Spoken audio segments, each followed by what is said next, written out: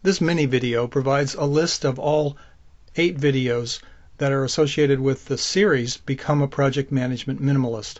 I put the list together so you can figure out where to find them, and you'd make sure you had them all available to you.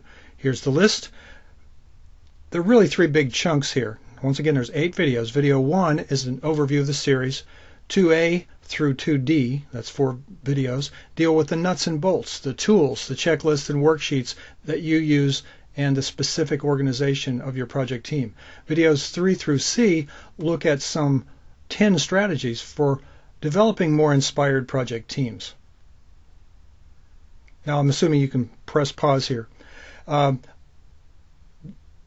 If you'd like an overview of all 10 steps to project success, as well as a list of the results that you should achieve when taking each step, I have a 1-page summary that I've put together for you, and you'll be using it as reference. And you'll get this again in the overview video, but you might want to download this now.